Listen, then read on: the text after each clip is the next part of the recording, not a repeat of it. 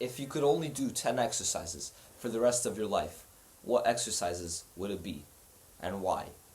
In this video, I'm going to break down which 10 exercises it is for me and why I chose them, and I think these are the best 10 exercises and by themselves are enough to build a great body. So, getting straight into it, the first of the 10 exercises is incline dumbbell press. Incline dumbbell press is on this list because it is very important to train your upper chest. It is the more aesthetic part of the chest, and it is the one that is lacking in most people. Most people have an overdeveloped lower chest, which is not as aesthetic as possible.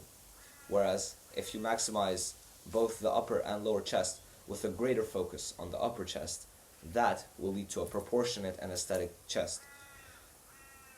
So I chose to pick dumbbells because I want some variety, and obviously I feel a better connection with dumbbells on incline dumbbell press rather than incline barbell bench press.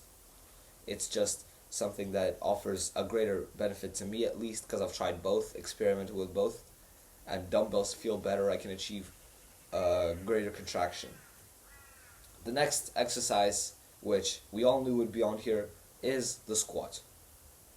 The squat is a pretty all-around exercise as it trains at once 3 parts of your legs, and specifically by squat I mean the barbell back squat, not any other type of squat, because it trains your glutes, your quads, and your hamstrings all in one movement. It can offer a greater amount of load than most machines by far, and that's why it's the core leg exercise. That's why pretty much every leg day program ever, you'll see the first exercise in the day is squat. It's just such a universal and universally liked, appreciated, and perfectly rated exercise that it should be part of everyone's leg day.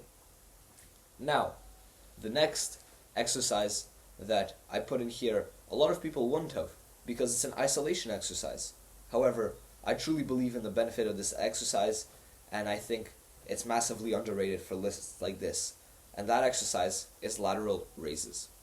Lateral raises train the lateral delt of the shoulder. And that is important because the lateral delt is what is responsible for having 3-dimensional shoulders. And that is responsible in part for the V-taper, which is the physique we want to aspire towards. Lateral raises I've done it every single shoulder day I've ever done in my life. It's one of my favorite exercises to do, but also it has the greatest benefit towards your physique than any other exercise, apart from maybe some compound exercises such as squats and pull-ups. The lateral raise, again, should be on this list every time. It was one of the first exercises I put because it's just so important. Now, the next, continuing in that vein, is shoulder press. Shoulder press trains the front delt and the triceps. This is great because we get our front to delt development, even though we already would have gotten it from incline dumbbell press, just not as much. So shoulder press is kind of to really put the nail in the coffin so we can have more developed shoulders all around, and we can build more muscle because it's a compound exercise, and we can put more load on the bar rather than like lateral raises or front raises. The next exercise is tricep kickbacks.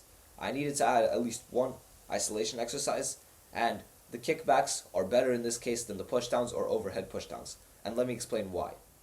The shoulder press, incline dumbbell press, both already train the front or main head, which is trained by tricep pushdowns, whereas tricep kickbacks are very rare and niche part of the triceps, which is only activated by the kickback movement.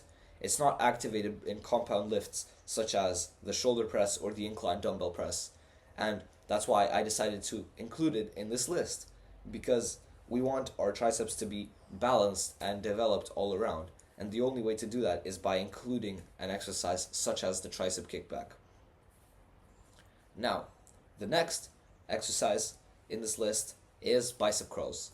I also had to add an isolation exercise for biceps because otherwise we'd only get it from back exercises, which is unfortunate, of course, and we really want to build bigger biceps, and it's more important than, for example, our rear delt. So I had a hard time choosing between putting a rear delt exercise in here and a bicep exercise, but I chose to stick with the bicep exercise because rear delt will be worked in the back movements that I'm going to talk about towards the end of this video.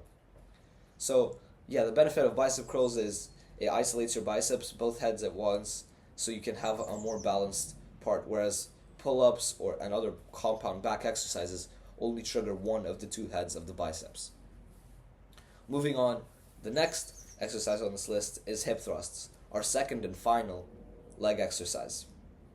I chose this because the glutes are typically the most underworked part of the legs, and a lot of people when they squat have a quad or hamstring focus, so hip thrusts are in here so that you can really build more balanced legs, and they're an important exercise, which a lot of people would have said leg extensions or RDLs, but I believe even though those train the other parts, I think this is the better one to put in a list like this.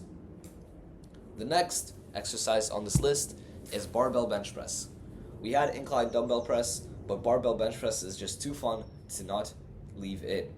Barbell bench press, it trains the lower chest, and it's a great movement because it also trains shoulders and triceps at once. It's a compound exercise, which you notice most of these are compound exercises apart from 3 of them.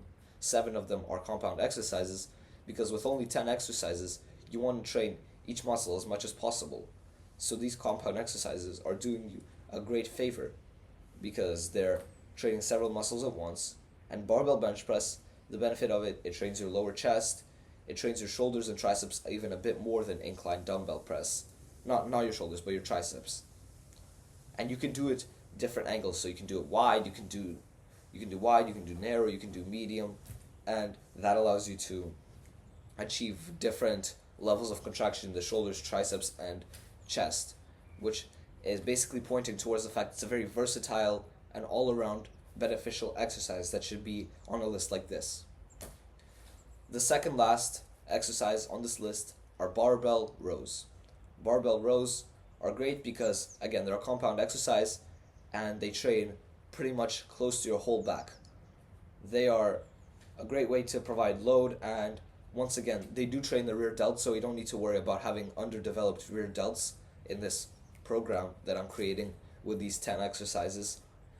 So yeah, it's a great exercise, an all-around back grower, and combined with the last exercise, pull-ups, you can really build a demon back and build rear delts and lats and upper lower back with barbell rows and pull-ups together. I specifically chose pull-ups because you can get more load off of them than, for example, a lat pull down or like a single arm lat pull down.